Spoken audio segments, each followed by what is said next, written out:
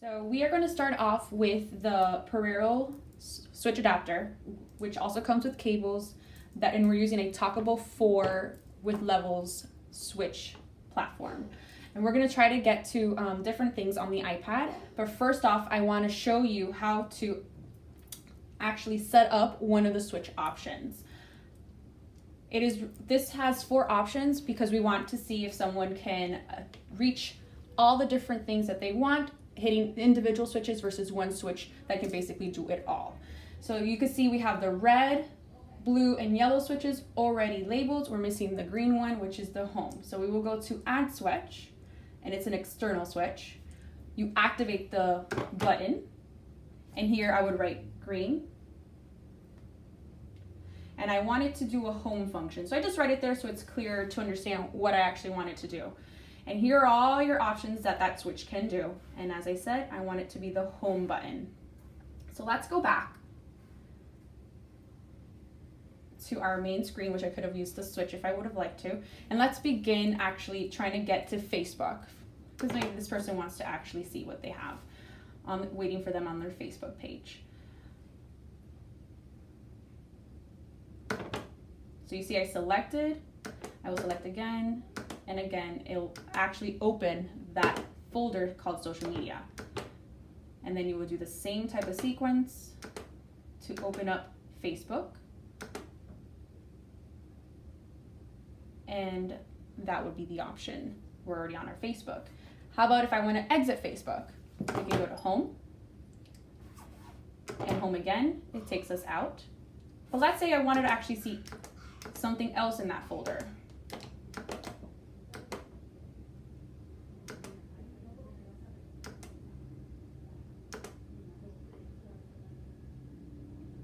I let it go a little too far. And let's say I want to go to Skype. These buttons will actually move the options down here. So I went forward to the next one, forward back. But let's say I actually want to exit again because I didn't want Skype. I can pick that.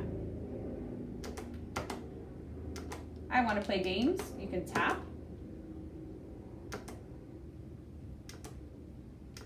And make your selections that way. Again, forward and back, depending on what you want. And you can select using the select button. Another great tool that I actually liked about this is, let's say we wanted to reach other pages on our iPad. If you just select the key on the bottom, it only takes you to the next page. It won't let you actually go back. But how about if we want to go back?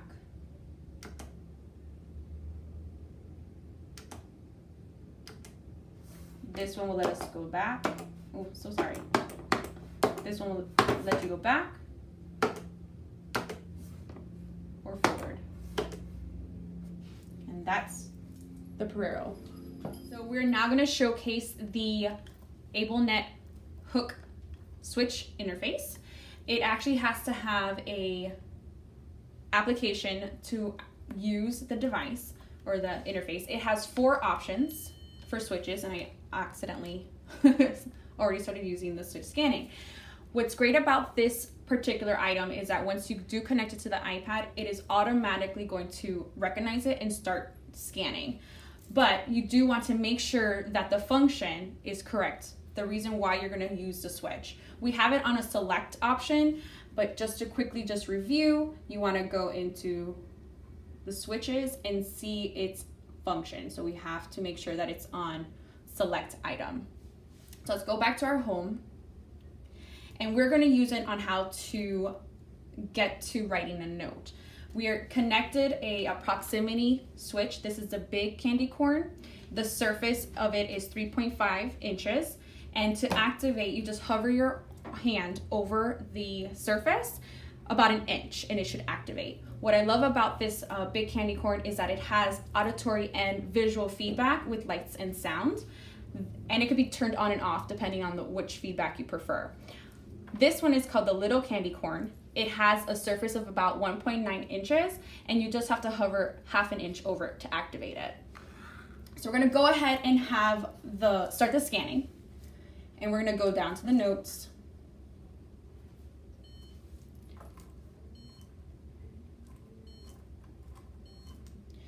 and we are already going to begin a surface area. I want it to get there. We do have something already written on there, so I'm just going to go ahead and actually delete. There. So we're going to go ahead and delete it. I'm actually going to use my right hand. It's a little easier for me to use since I am a righty. But I wanted to show you how close I was actually holding it. My apologies. I'll do it one more time. Sometimes this does happen. So it's good to see what our customers are actually going to be using. So we're going to write a new note. And it's going to start auto scanning through the actual keyboard by row. So you want to make sure you select the row of the word that you're looking for at the beginning. So we're going to do grocery. And it's already going to start predicting some of the words that start with the letter G, most commonly used. And we're going to go to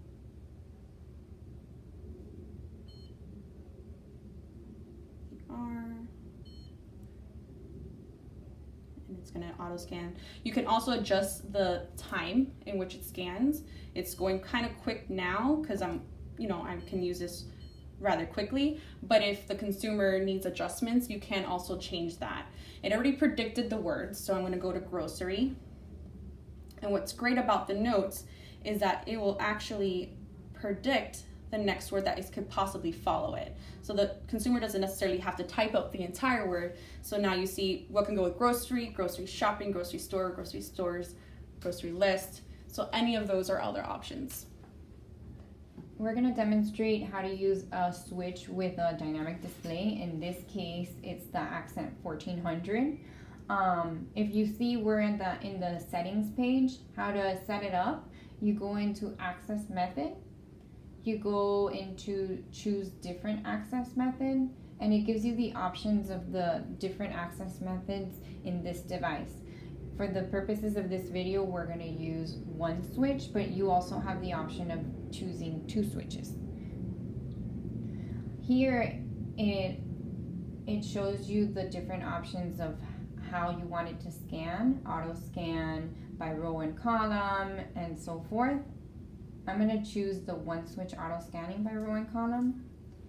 And here it allows you to customize the scanning speed, the acceptance time, the release time, the auto repeat. So it's highly customizable depending on the needs of the consumer. You press OK. You go into your language system. In this case, we have the bilingual language system set up. So I'm going to activate the switch by touching it. It's going to scan my rows. And I'm going to select what I want to say.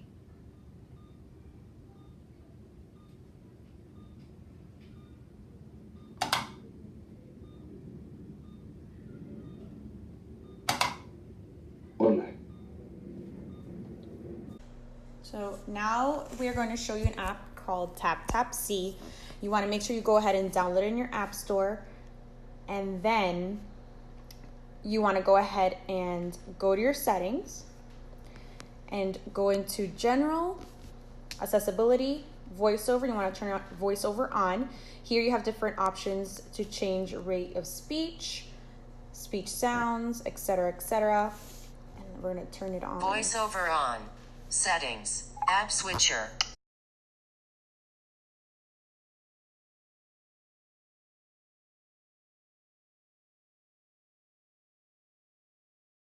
Repeat. Button. Camera. Button.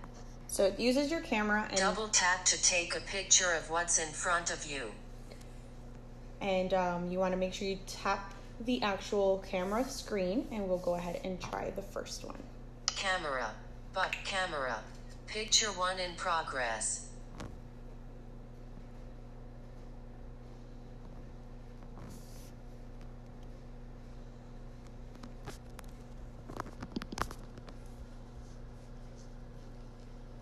Picture 1 is natural Jif creamy peanut jar. I'm going to just do a couple of items.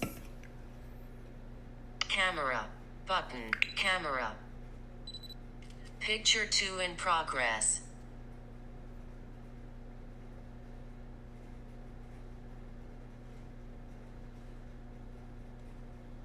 Picture 2 is La Croix can.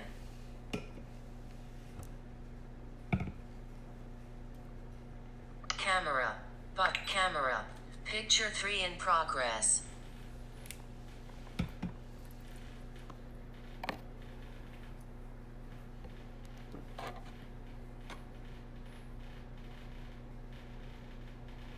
Picture 3 is clear glass bottle on top of brown table. So we're gonna go ahead and go get a little closer Camera. Picture 1 in progress. to that particular item, because it didn't technically read exactly what item was on the table, but it could tell you what surface the items Picture are. 1 is great value pure vanilla bottle. Camera. Button. Camera. Picture 2 in progress.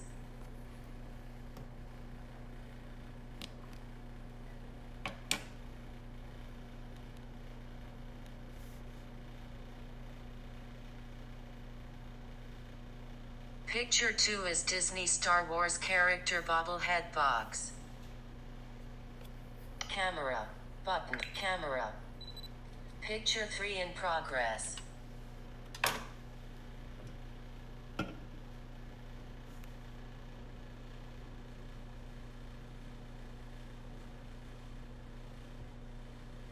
Picture 3 is gray and orange sticker. Camera. Picture 1 in progress.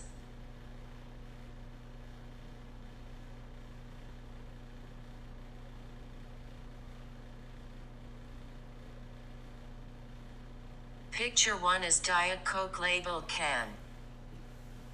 And the last item would be Camera. Picture 2 in progress.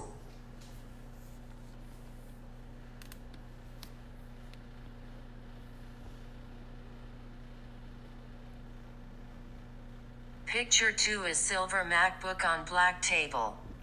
And that's basically what TapTapSee can do. It's for the visually impaired, and basically you take a picture of the item and it reads off what the item is and sometimes its location depending on the proximity of the item to the camera.